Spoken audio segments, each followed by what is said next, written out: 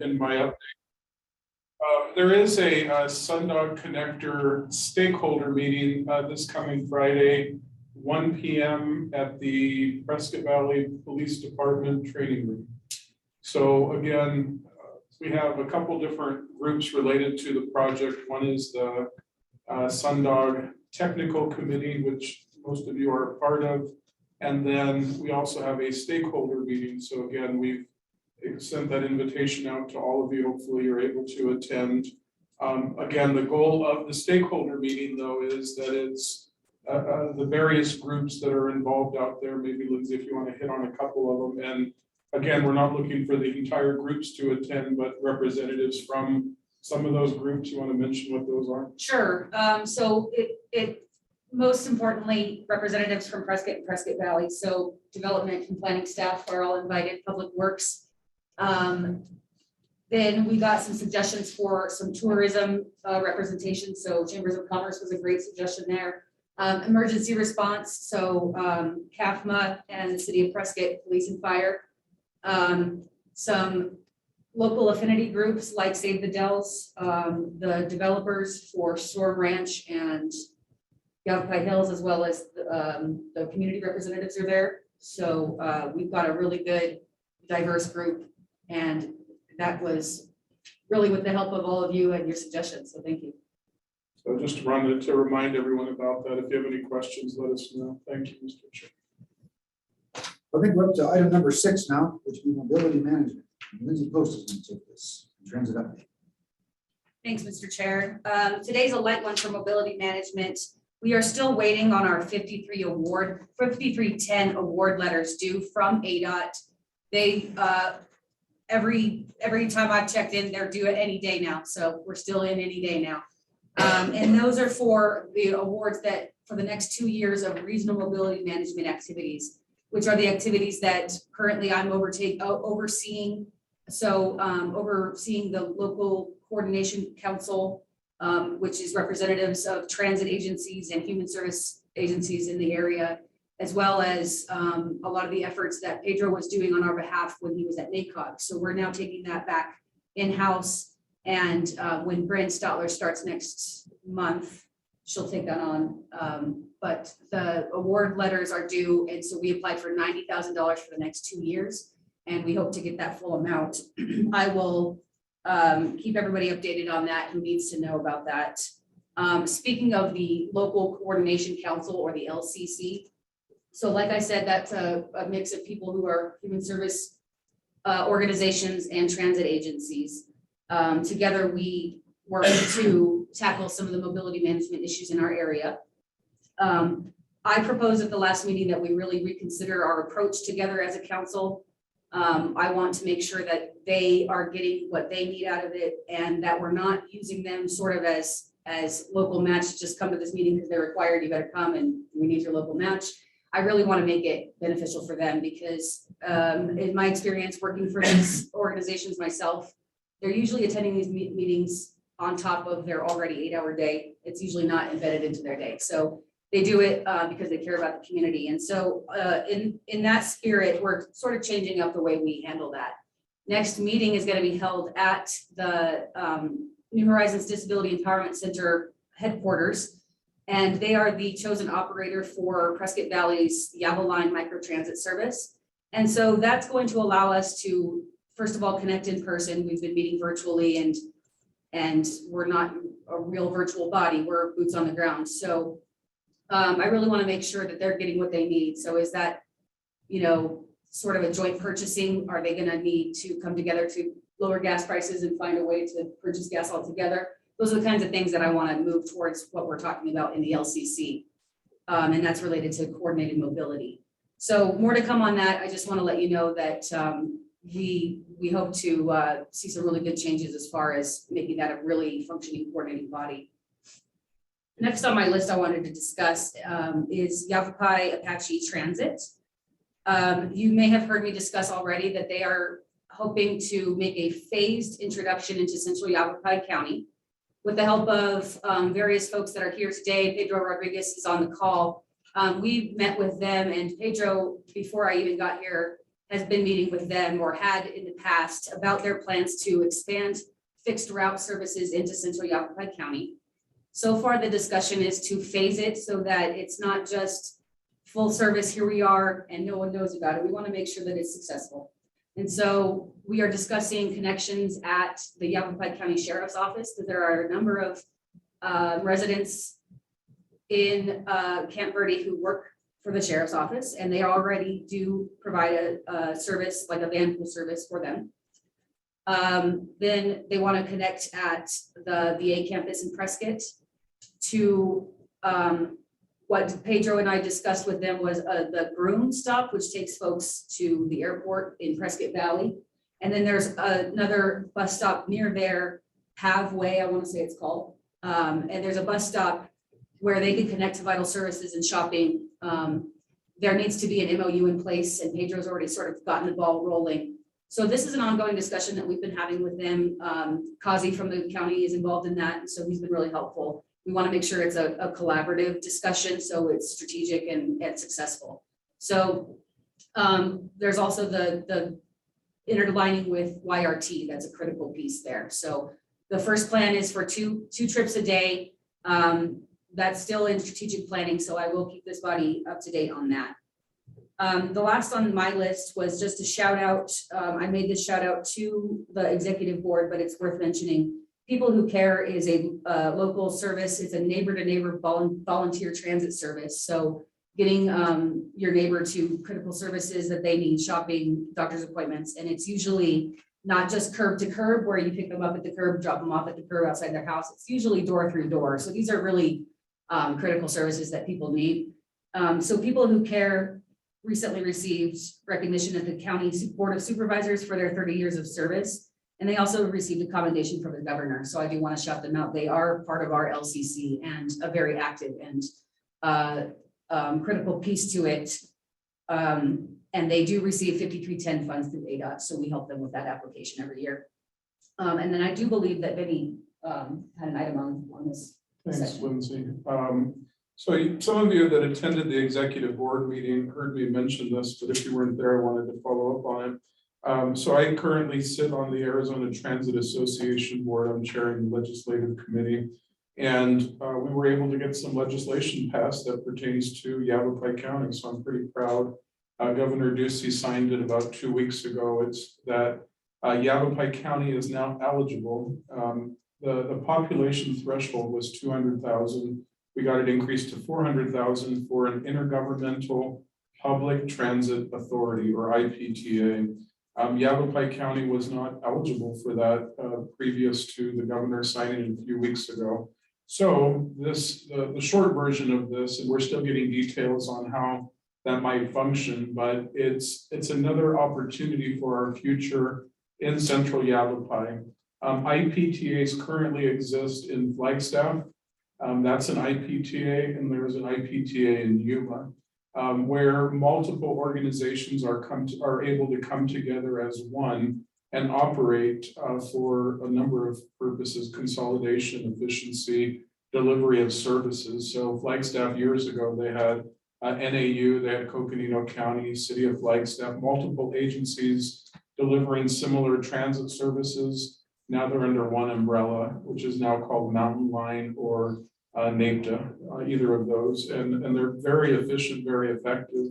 With that said, we can have that discussion in our future. It's now legal for us to have that. So just a heads up on that. As we get information, we'll be sharing that with the executive board and you as a TAC, and hopefully we can have some good discussions about it. And my last part too is each year the urbanized area receives their award letter.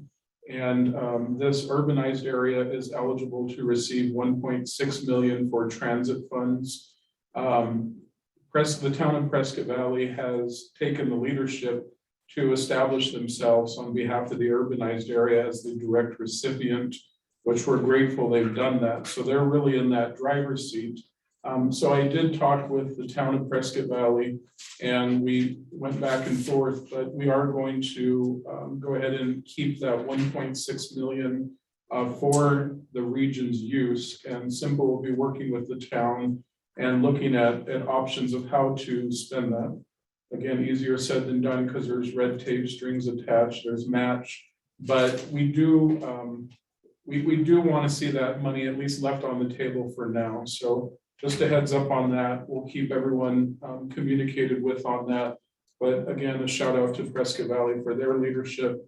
And CYMPO will try and find ways of spending 1.6 million and making it work for this particular area. So any questions, comments, happy to. Right. Thank you for those updates. So we're going to move on to item number 7, which is review, discussion, and possible action to recommend approval of request for proposals for the SR69 urbanized corridor master. Lindsay, this is your item. Thanks, Mr. Chair. You received the full draft solicitation with scope of work that you all helped me develop. And I think you all very much, it was completely invaluable. For your reference, it's in your packet, item number 7. And then I just wanted to touch on a couple of points here. So for the most part, there are no changes between what exists today and what you received in your packet. With one small caveat, we recently had our attorney review this document on our behalf. One thing he did mention is listed on page 8, and that is the review. And that's where the scoring process is. So on page 8, the one thing that our attorney mentioned was that since this is not the lowest bidder wins, we wanted to address item number 5, where it says cost proposal and budget breakdown. You'll notice that I gave 5 points for the last 3 items. If they're there, they get the points. If they're not, they don't. However, since this is not a bidding process, our attorney suggested that we increase the percentage of points that should go to that item.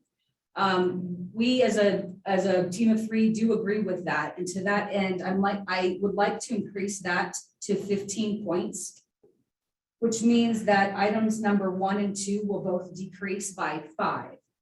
So item 1 will become 30 points. Item 2 will become 25. I'll rearrange it so that it's in order of scoring of eligible points. And so I just wanted to make sure I noted that change for you and welcome any comments or questions about that. And really quick before I open it up, or before I allow the chair to open it up for that, I did also want to mention and thank Pedro Rodriguez. I recently got some additional ideas for the scope item G, urbanized public transit, page 5. He sent over some really great suggestions, and it looked like, Norm, that you had already seen those, and I wanted to make sure that was the case. You'll notice that it's still broad in item G. We want to hold on to those points. The points that Pedro sent over were perfect, and they were very specific to things like building bus stops, ADA accessibility to bus stops, multimodal facilities and connections. We do believe that we covered or have an umbrella to cover all those points in item G, but we want to hold on to the points for when the contractor is on board and if we need to identify those even further. Mr. Chair, was there anything you wanted to speak to on that? No, not on the Specifically? transit. Okay. I'm happy with the direction. So nothing will change further, especially as it relates to any engineering, because that would impact our solicitation. So we do present this to you for your consideration for recommendation for approval. But I do also welcome any questions or comments that you might have. I had a couple of things if I get started. I always ask, has ADOT Phoenix approved this scope? So Myrna has seen the scope, and then Anthony and Andy have as well. Generally, and Myrna can correct me if I'm wrong, when she needs to, she works with Sally Palmer in contracts at ADOT to make sure it's okay. But yes, in general, we have representatives from ADOT who've approved it. So this probably isn't the newest thing for a corridor plan. So if we create off of another plan scope, then that's probably good. Results in what to expect. Good. And my second question, did we ever develop a GIS exhibit or it always helps when we're doing outreach to detail the project limits. I offered that I could have our GIS department assist with that, or So I thank you for bringing that up. If you go over to, because Myrna had brought up project limits, and I'll welcome your input as engineers, because I'm not one. The section 3, page 4 on that item number 7, draft project scope of work. I very briefly made a statement about the project limits, and I had to use approximations for the mileposts based on what I could find from the map. Is this acceptable, do you think, this statement?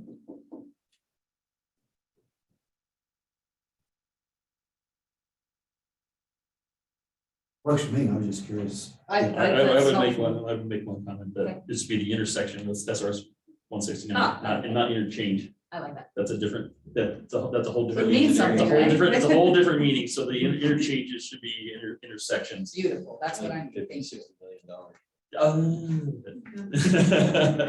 That's perfect. Thank you. So the only thing I wanted to get with you, Lindsay, one other thing I would suggest changing up in your introduction. Where you have the study area, 15.3 miles of SR 69 corridor between SR 89 and Prescott and SR 169. Yeah. Switch those two around because to follow the milepost. That's why you're on the team. Thank Unless you. you're on Highway 93. Unless you're on Highway 93, yeah, then we go the opposite direction, but Still. Oh, dear. yeah. Now, hold on. I'm directionally challenged here. Let's not get too in the weeds. Thank you. Any other comments from the TAC?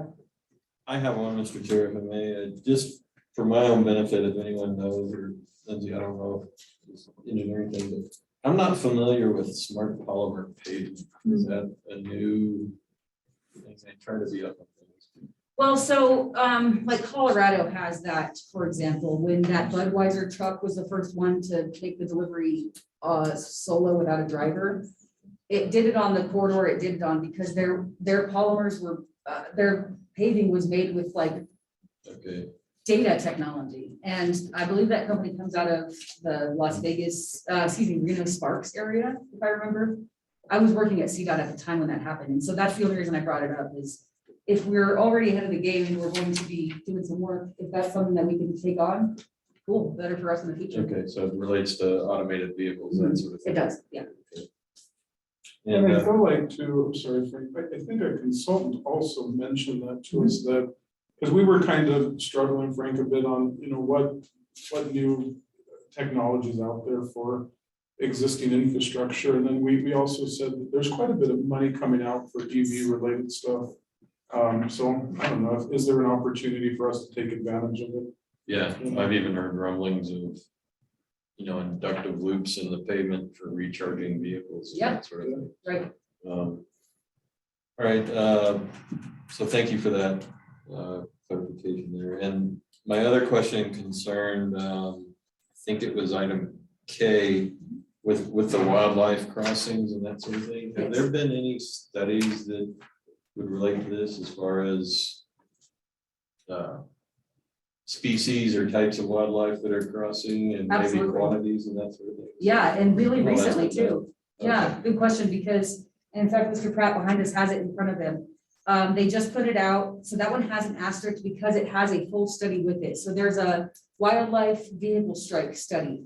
And so very specific to the species and the areas where that's occurring. Okay, so Yeah. that could have a good impact on what strategies you use for types of Exactly. crossings and so.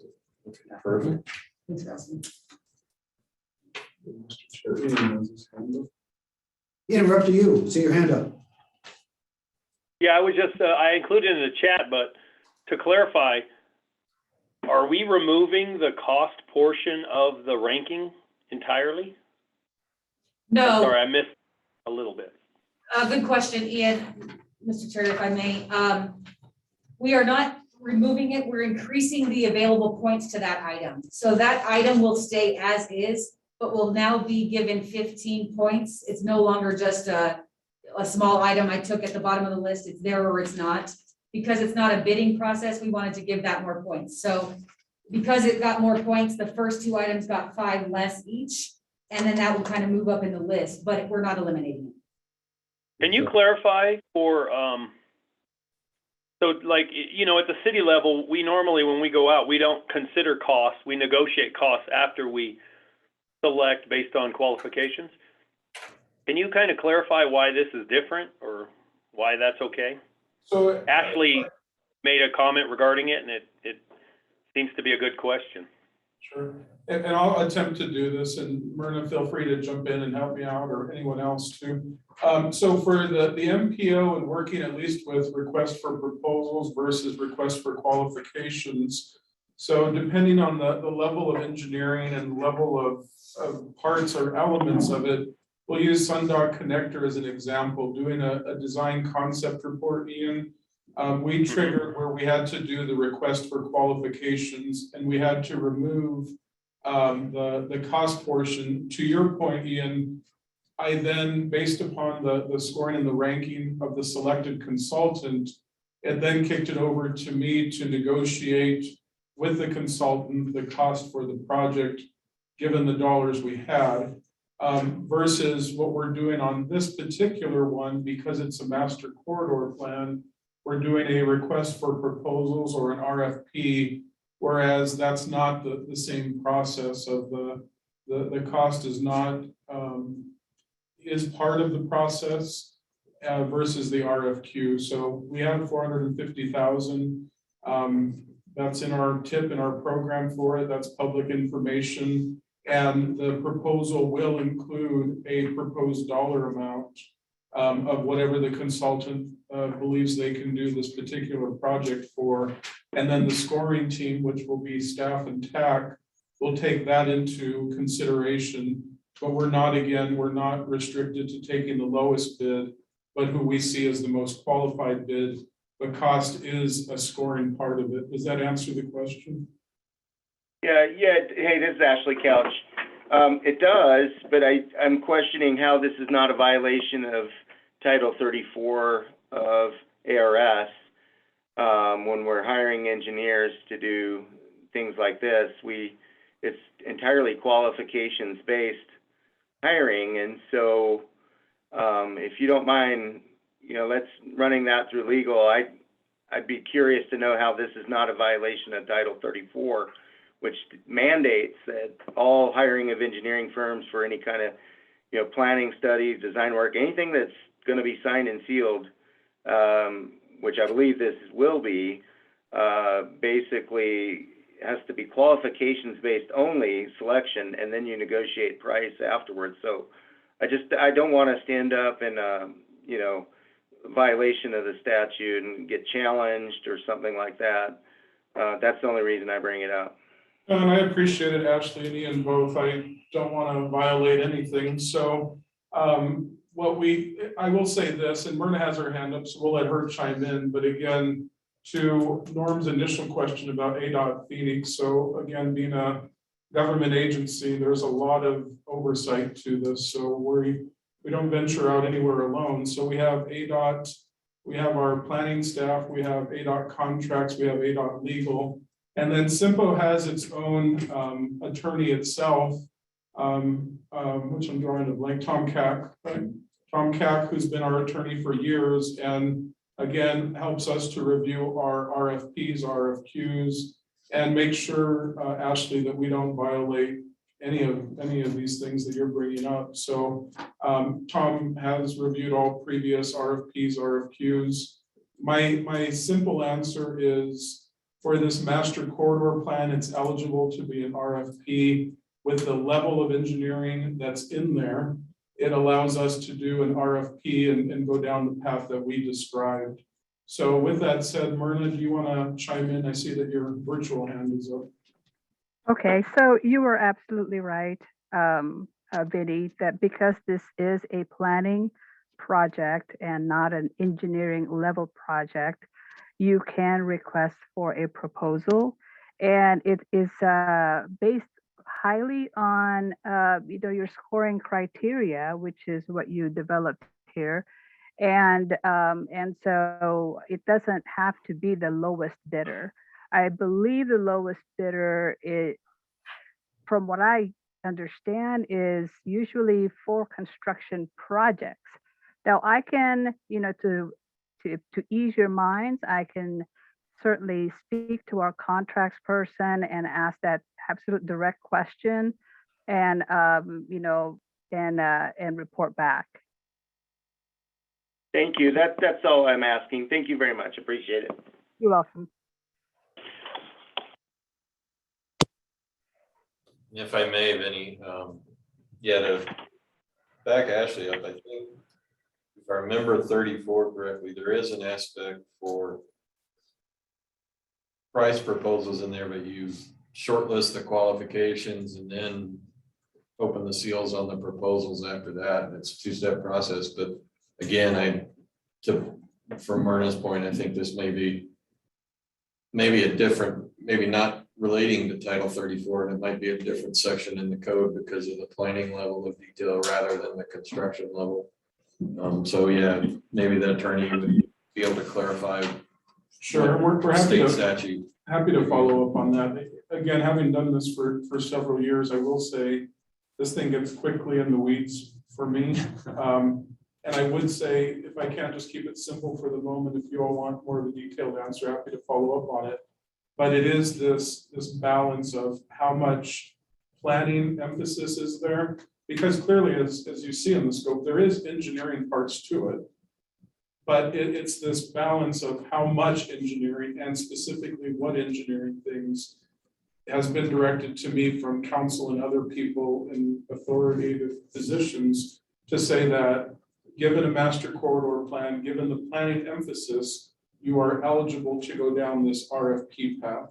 Now, if we call it something else and you all wanted to add some more engineering things, we may tip that over where then it gets into the RFQ, which again, back to the Sundog connector. We had a lengthy debate, because if you remember back when Daniel was here, we did present actually both to you.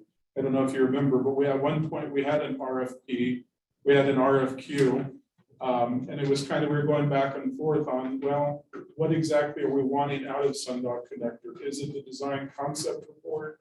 And if so, how much engineering is in there?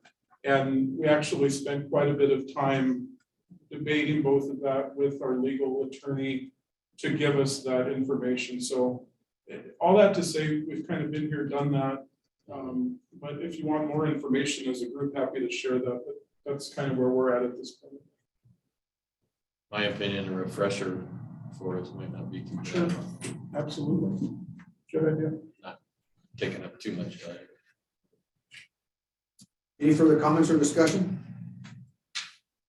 I see this does require an action that would recommend approval with comments. I would suggest recommended in our discussion today to be added as noted for the request proposals for the 6-minute urbanized corridor master.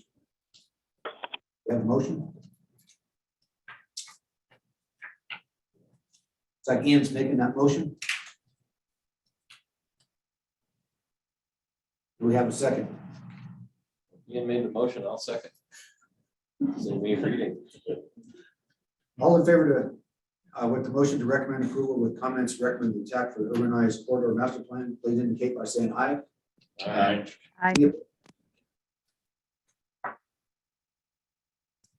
Seeing none opposed, motion carries unanimously.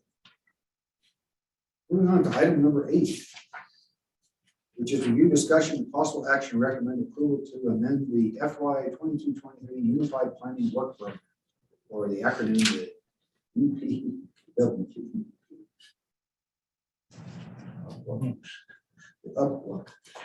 Thank you, Frank. And this is, who's leading this? Allison, thank you. Mr. Chair, so up on the screen is our amended work program. I'll just run pages with the yellow highlights and stop for a quick explanation. So we have some administrative changes. Our newest staff member joining us in July, Bryn, is listed here. June 30th. June 30th. Elizabeth Perez, our new planner. We've also made a few changes to representatives on our TAC and EMAC, noting Andy Roth taking the place of John Latier and Mr. John Pratt here today, replacing Ron James on the EMAC. Comment on that? And I guess this is a question for the executive board. Is Phil good? Should that be listed as mayor now? Or? Thank you for catching it.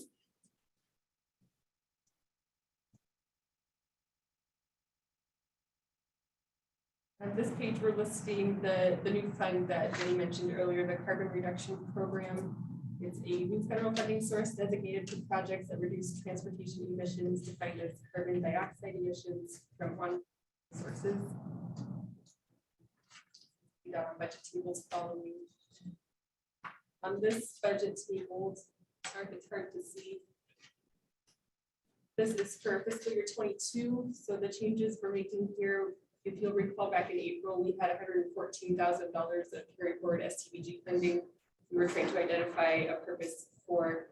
So we went ahead and we're moving that from the task 202 to task 200 for the purposes of the 2 project assessments, one for FHWA projects, one for FTA, each costing $20,000 estimation, and also a social equity analysis, also costing $20,000. And then we're proposing to program the remaining $54,000 in transit planning activities to be used for our active transportation plan as an increase to the budget and scope for that project. Allison, can I jump in? Mr. Chair, members of the TAC, I just want to elaborate a little bit more on this tentative breakdown of project assessment. So we have one for federal highways, one for FTA. The simple point to this is we're getting bombarded with a lot of grant opportunities, and we're scrambling quickly to try and find out what projects might fit these opportunities, both on the federal highway side and on the FTA side. And what I'm basically proposing here is we put some money aside to bring on a consultant from our on-call list to help us evaluate some of our priority projects and line them up with the grant opportunities. That's what those are. The social equity analysis is this. If the Safe Streets for All, SS4A is currently announced. Again, here's another pot of money. The string attached to this one is really hitting us in that we need an approved action plan to be eligible for these funds. And I was really hoping our existing 2017 safety plan would be that. The problem is it's missing a social equity analysis. So we're going to miss really this year's pot of funding for the SS4A because we don't have that social equity analysis. So what Lindsay and I are trying to do to remedy this, can we get an analysis of our safety plan so that we're eligible a year from now? Number one, because we're working on updating the safety plan, but it's not going to be ready to go for another year and a half. So when you look at some of these smaller dollar amounts and why we're proposing and spending them, it's in an effort to position the MPO in the best possible position for these grant opportunities. Again, realizing that we can't necessarily spend federal dollars to get federal dollars, but there is other ways of evaluating priority projects. So just want to give you a heads up on that. And I do see Myrna's hand up with a question or comment. Hi, I'm sorry. So I actually was hoping that NACOG would announce this before myself. So NACOG was awarded some HSIP funds to develop or update the safety action plan that actually includes CYMPO. So the area would be NACOG Metro Plan and CYMPO. So those funds are available to them in 2022. So those will get authorized and they will start that update as soon as they can. And I just wanted to let the group know that. Thank you. Appreciate that, Myrna. So Lindsay and I are working with NACOG and Flagstaff MPO. Long story short, that final product will be about 1.5 years out. So Lindsay and I are just trying to not miss another year of this particular grant. So that's what those smaller pots of money are intended for. We definitely don't have the details to reveal, so we're just trying to put money in these areas, and we'll come back and share kind of more specifics as it gets closer. Thanks, Allison. I've got Sure. a quick question on that. Apologize, I'm an engineer. I'm used to geotechnical analysis or traffic impact analysis. Can you maybe explain to me what's in a social equity analysis? Is it demographic type information or? Yeah, Mr. Chair, members of the TAC, Frank. So the short version is that this federal infrastructure bill has a wealth of money across the board, but there are some key areas that we just haven't seen as much emphasis historically. So again, this carbon reduction program is an example I talked about earlier. Social equity analysis, there is a significant amount of dollars that is evaluating a priority in demographics based on certain parts of communities that have been traditionally either lower income or impacted by transportation. And it's looking now to, are there ways to remedy past construction issues, or are there impacts on the demographics of a community? My initial reaction for us is I don't know that we have as broad of a range as other places across the country. So it'll be unique how CYMPO is treated on that, but we still do need to acknowledge demographically, primarily, that's not the only thing, but demographics within our central Yavapai region of 400 square miles. What is the breakdown, and what does that transportation network, multimodal network look like as it relates to the various groups in the community? So we do need a greater breakdown than we do have now. We have information, but it does not adequately connect the transportation to those different groups. Does that Could it answer the be question? socioeconomic as well, type Yes, information? As well as absolutely. demographic? Yep, demographics will include that. It'll include social income, it'll include race, it'll include abilities of transportation and so forth. So it's unfortunate because in some ways we do have the information, but we don't have it technically linked where it would be adequate as we are now, and that's unfortunate, but we'll get there. Okay, thank you for that explanation. You bet. Sorry, Allison. To the FY 23 budget table. This shows the CRP, the carbon reduction program funding listed in FY 23. What we've done is elected to loan back to ADOT the portion that we received in FY 22 to be repaid in FY 23, which would allow us or provide us a balance work with a 368,000.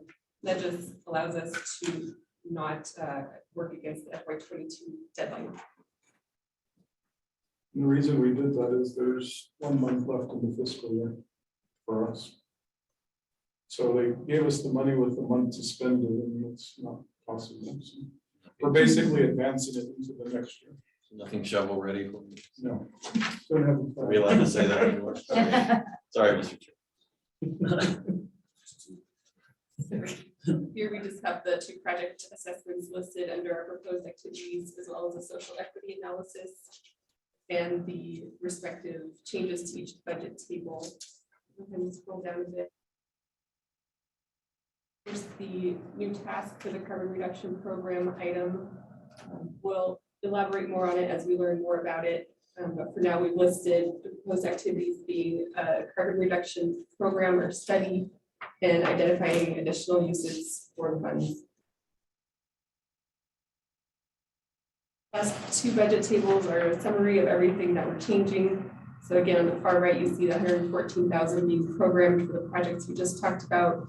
And then also here we have $29,000 of PL funding that we're programming.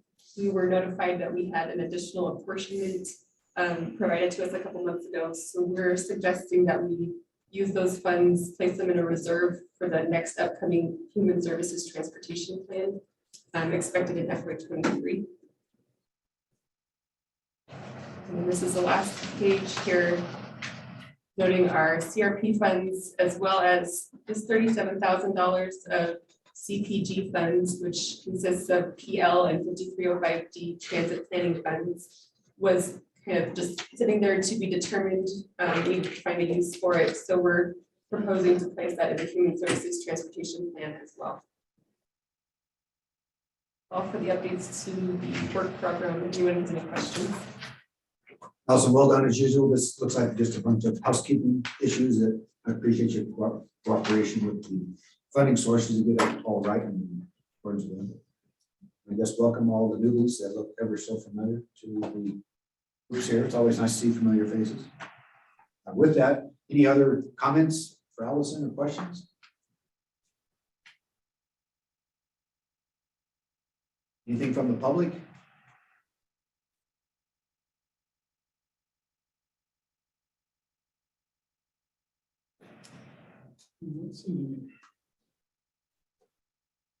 Mr. Chair, if you would, I'd like to make a motion to recommend to the executive board approve amending the FY 22-23 CYMPO Unified Planning Work Program as presented. Do we have a second?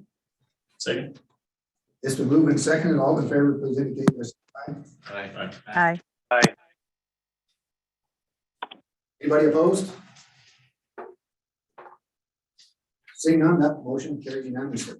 Moving on to item number 9, which is review and discussion and possible action to recommend approval to amend the FY 22-26 Metropolitan Transportation Improvement Program, or the MTIP. Also, looks like this is your item. Sure, this will be a quick one. It's basically all the changes I just mentioned for the work program, but also making those changes to our tip. So the 3 projects we're adding, as well as our carbon reduction funds. These are our federally funded projects. And then moving on to the transit portion, the 2 fund sources that I mentioned that we are placing into the Human Services Transportation Plan are listed there. And as Vinny previously mentioned, an increase to the 5307 transit funding for the urbanized areas in fiscal years 23 through 26. That is all for this amendment. Thank you, Allison. Any questions, comments?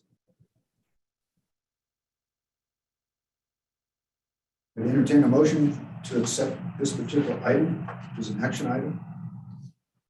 Chair, I'd make a motion to recommend the executive board approve the FY 22 through 26 CYMPO Metropolitan Transportation Improvement Program as presented. Second. It's been moved and seconded. All in favor, please indicate by saying aye. Aye. Aye. Any opposed? Hearing none, motion carries unanimously.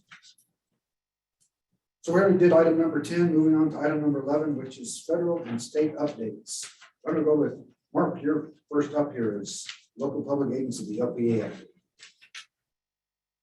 you. Hello all, good afternoon. Mark Hennig with ADOT Local Public Agency Section, and don't have a lot of announcements today, although I do have one with regards to training. The Local Public Agency Project Lifecycle Training picks up again next Wednesday, June 8th.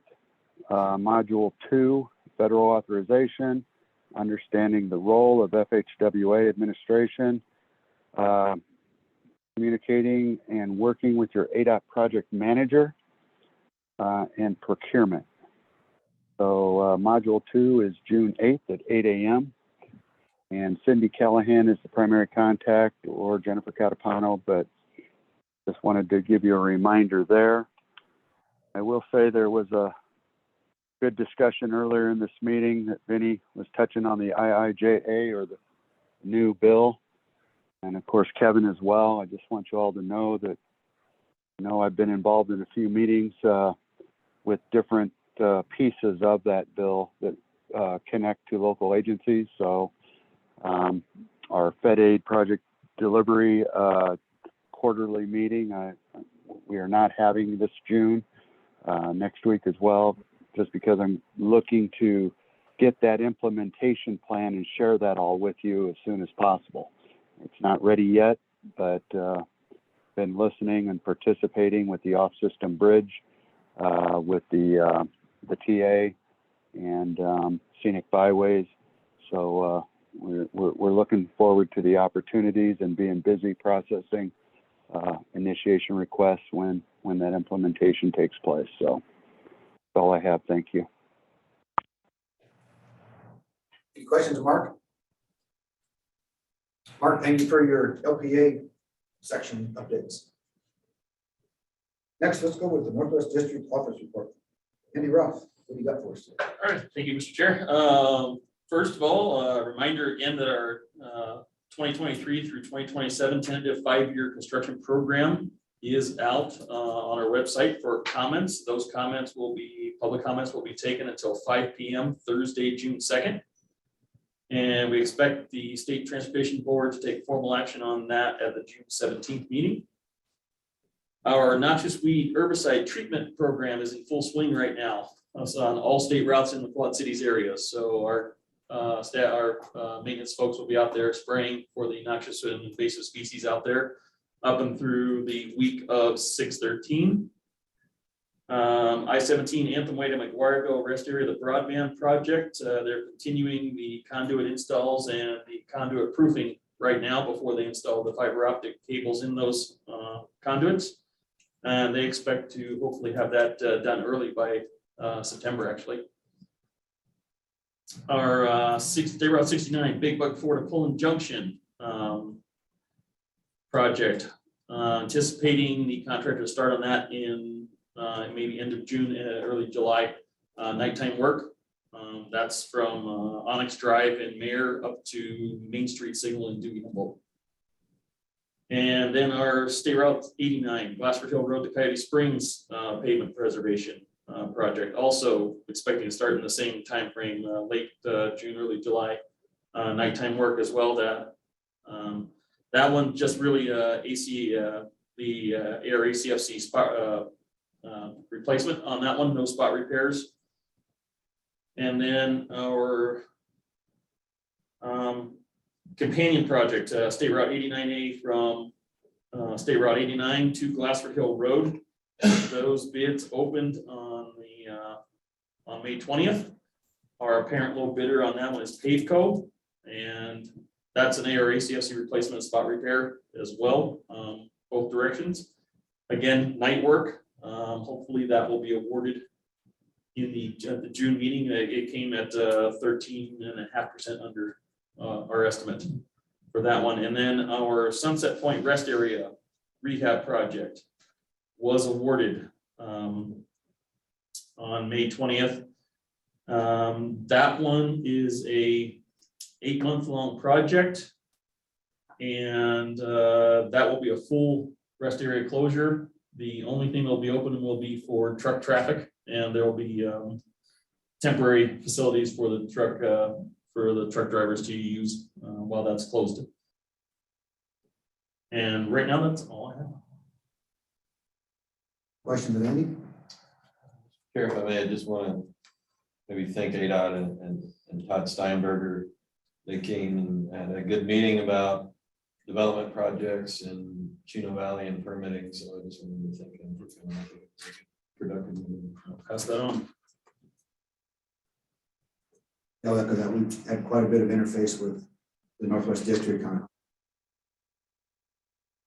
Main Road and 169, and very facilitated. Richard Perez and Steinberger and some significant development, so we're very facilitated with their comments. Thank you. Any other comments? Let's move on to Myrna from the Multimodal Planning Division, MPD. What do you have for us today? Hi, so we do have a few studies that are being conducted by ADOT at the moment. And so one is the ADOT Long Range Transportation Plan. WSP was awarded that project, and currently they are working on a project management plan. Next item I have is the ADOT P2P. As you know, this is a continuous cycle. So all the project nominations from the states, COGS, MPOs, tribal partners, and of course, district and other PMs. This is for the 24 to 28 program. So those are being reviewed by our P2P manager, and the district workshops will begin probably in July or maybe September. And then the next item is the statewide overhead study. The data collections have been completed or significantly completed. The next item that they're going to be working on is segmentation and prioritizing those replacements or improvements. Next item, we have the statewide rest area project. The data collections are also essentially complete. The next task will be forecasting and identifying future deficiencies. And last but not least, the electric vehicle infrastructure plan. So the EV infrastructure plan, as you know, needs to be submitted to the federal government by August. And so ADOT is working very hard on trying to get that submitted so that the state can accept those funds for distributions. And if there are any regions who are interested in receiving EV funding, that would be available to them. And I think that's it. That's all I have. Thank you. Any questions for Myrna? Thank you, Myrna. Always appreciate your updates. That's all the items today that's on the agenda. Item number 12 is the adjournment. A motion? Chair, I make a motion, we adjourn. Second. All in favor, please indicate by saying aye. Aye. Very good. Thank you all for attending today. Thank you all. Are we anticipating meeting in July?